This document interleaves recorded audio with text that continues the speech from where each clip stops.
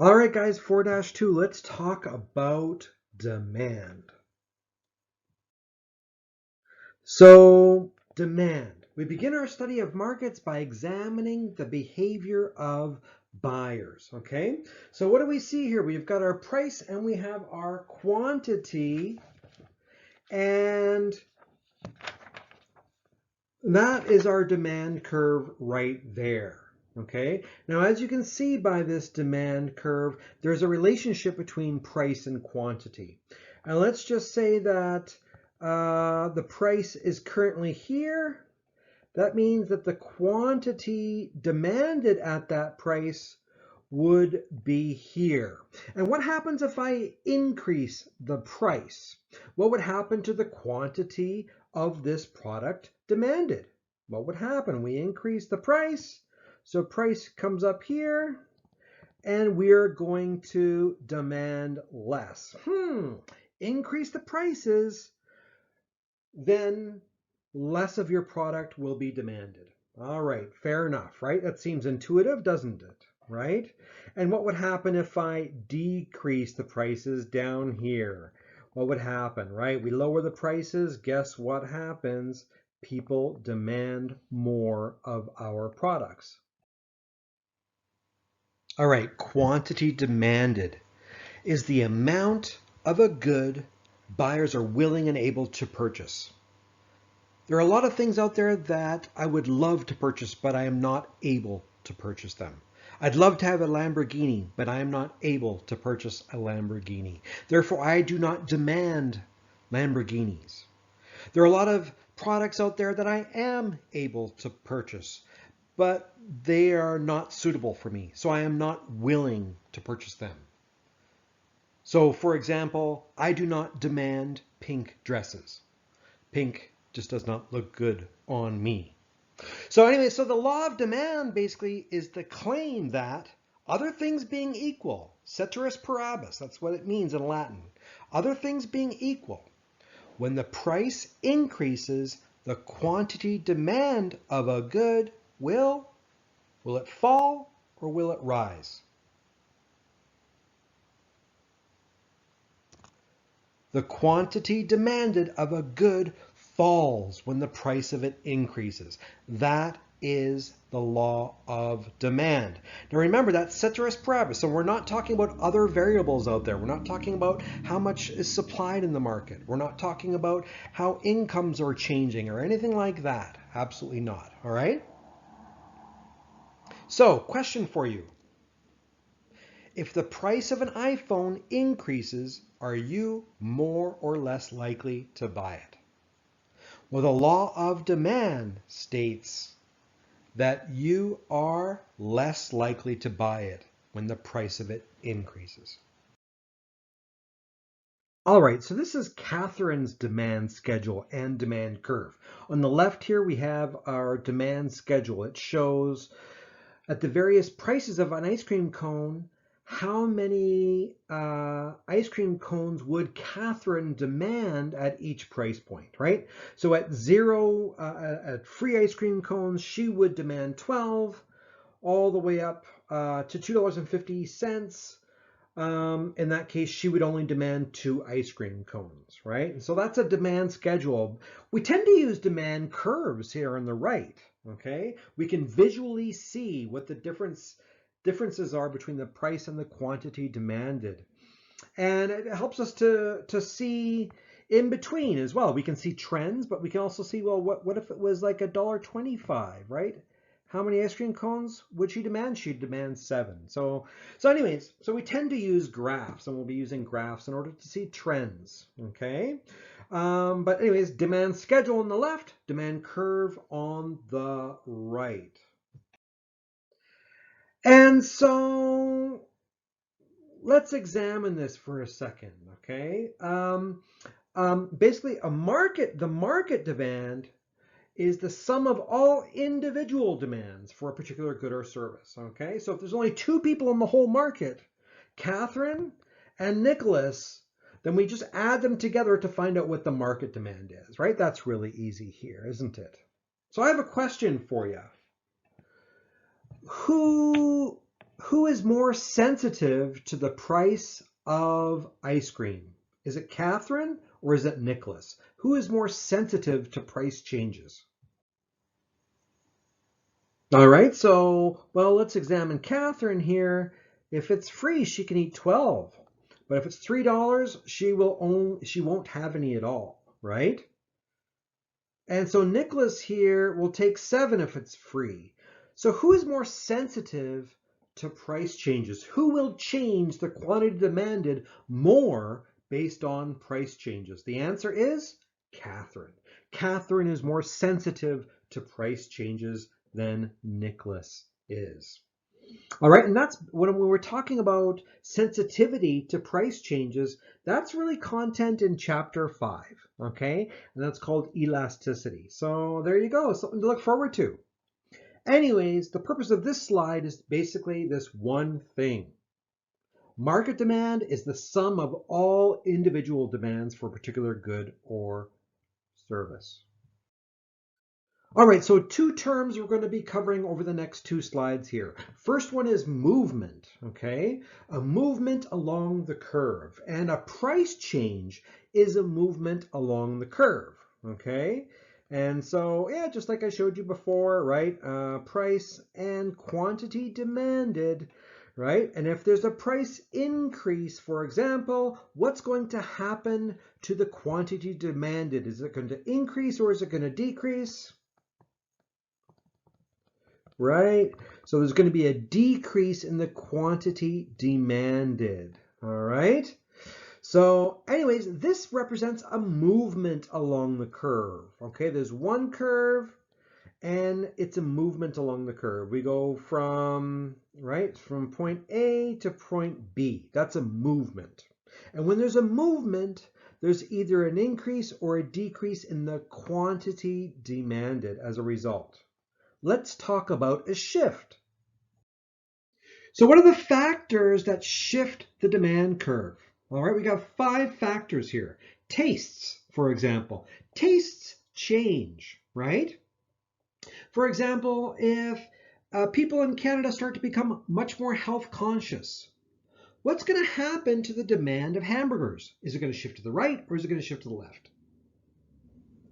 If people become more health conscious, the demand for hamburgers is going to decrease. The demand for hamburgers is going to shift to the left. All right?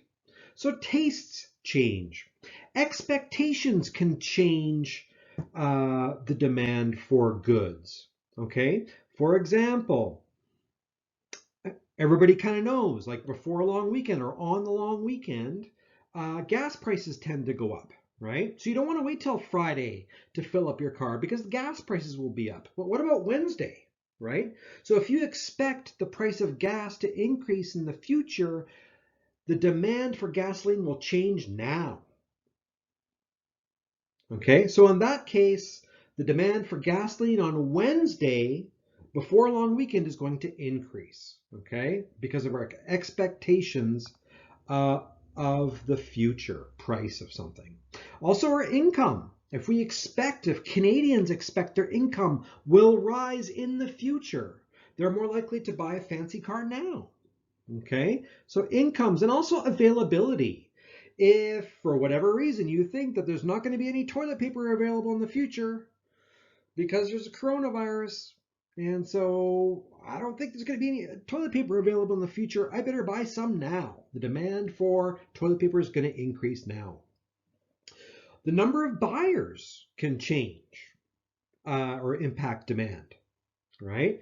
So we'll take the housing market, for example, right? Millennials are getting into that age where they're able to buy homes and they're demanding homes, especially in large cities in Toronto, Vancouver. So there's a high number of buyers for houses in those cities. Okay, so if there's a high number of buyers, that's going to shift the demand curve to the right. It's going to have an increase in demand. And then the next two, income right now. I'm not talking about future expectations of income. I'm talking about your income right now. And that depends on whether or not a good is a normal good or if it's an inferior good. I'm going to go over that in the next slide. And then also number 5, the price of related goods. So remember, the price of the good itself, if the price of the good itself changes, that's going to be a movement along the demand curve. But what about a price of a related good? Okay, so for example, what happens to the demand for margarine when the price of butter goes way up? All right, anyways, so we'll talk about that on the next few slides. Let's talk about income. How does income affect your purchase decisions? Well, if it's a normal good, okay, and most goods are normal, by the way, right? Most goods are normal. Goods like smartphones and computers and cars and thermoses and printers and ice cream, these are normal goods. And when we have an increase in income, then that leads to an increase in the demand for those goods, right? Right? So if we say ice cream and ice cream, yeah, that's a normal good, right? Most goods are normal. When income increases, we are going to have a shift in the demand curve, and it's going to shift to the right. We are going to demand more ice cream. Sorry about my pathetic sketch here. But what if it's an inferior good? Well, what's an inferior good? Okay, well, poor Spam. I like to pick on Spam. Spam came about in 1937. I believe that's the right year it came out. In 1937, during the height of the Great Depression. And it was, people were really poor back then and they needed protein. So Spam was developed, all right? And it was like value, big time, right? So we could say that that's an inferior good, okay? And so, when times get tough, like in the 1930s, people bought more Spam. It's an inferior good. But as income started to increase, right? There's been an increase in income that leads to a decrease in demand of an inferior good. Perhaps taking the bus as well. I mean, if you don't have a lot of money, you're more likely to take the bus, right? But if your income increases, what's the demand for bus rides going to have? The demand for bus rides is going to decrease. Okay, because if we assume that bus rides are an inferior good. All right, so let's talk about the prices of related goods. Not the good itself, but the price of related goods. Okay, so let's take the market for margarine. See if I can spell margarine correctly. All right, so just examining the market for margarine, what would happen if the price of butter went way up? The price of butter, which is a related good, it's a substitute to margarine, right? I mean, either good, butter or margarine, could satisfy a want. And so if the price for butter goes way up, what's going to happen to the demand for margarine? You got it. It's going to shift to the right. Sorry for my very poor drawing. Okay. And hey, if the price of butter goes way down, that's going to shift, people are going to be choosing butter more, right? So it's going to shift the demand for margarine to the left, right? It's going to decrease the demand for margarine. So some goods are substitutes, okay? And what are some other substitutes out there? Coke and Pepsi, canola oil, sunflower oil, chicken and pork, ice cream and popsicles. So anyways, you get the idea, right?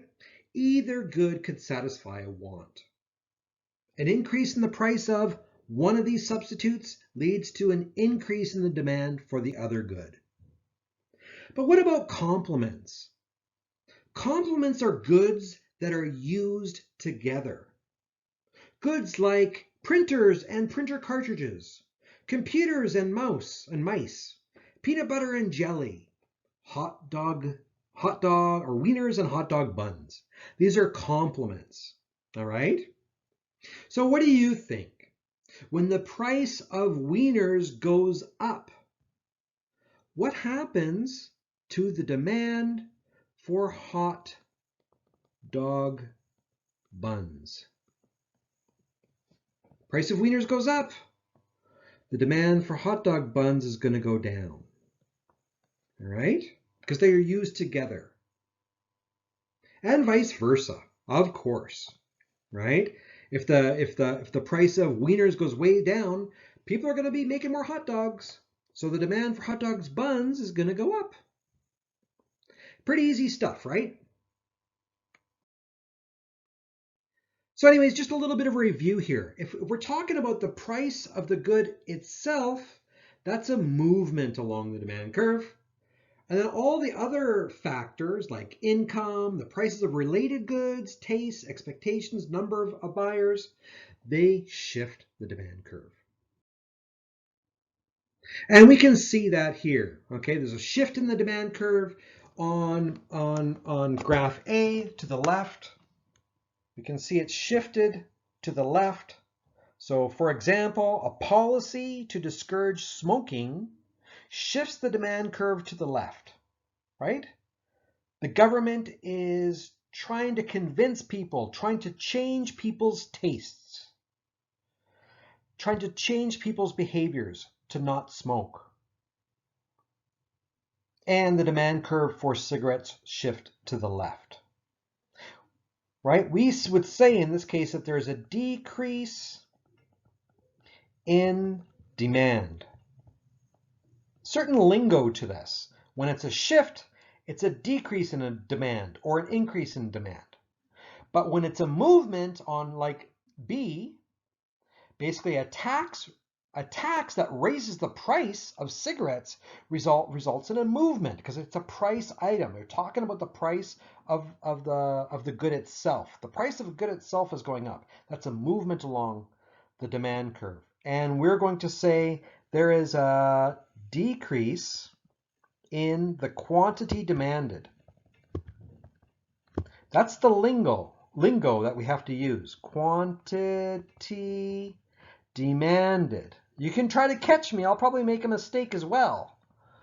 Right? If I'm talking about a shift and I'm going to say there's a decrease in the quantity demanded, that's wrong. I should be saying there's a decrease in demand.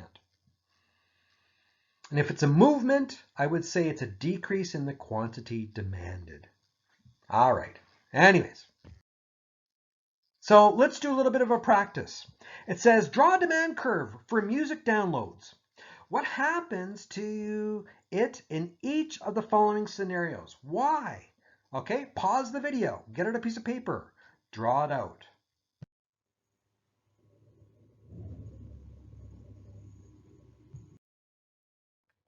All right, guys, so here we go. It says, draw a demand curve for music downloads.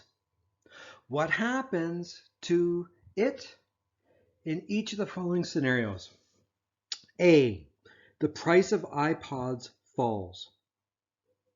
All right, so the thing that we have to think about is iPods and music downloads, they are complements, aren't they?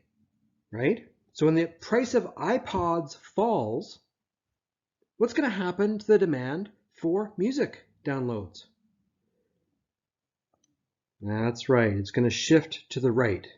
There's going to be an increase in the demand for music downloads. More people are going to have iPods, and they're going to be demanding more music downloads. B, the price of music downloads falls. All right, so in this case, it's not a shift, is it? We're talking about a movement.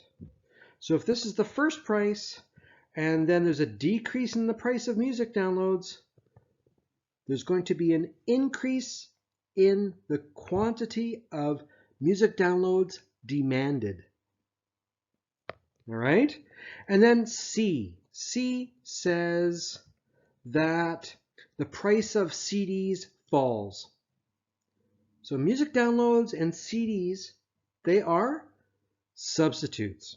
So when the price of CDs fall, what's going to happen to the demand for music downloads? You got it. It's going to decrease. More people are going to start buying CDs. All right, guys, I'm going to leave you with this to do by yourself. Okay, go pause the video, go through these questions. Number 6 looks a little bit tricky, doesn't it?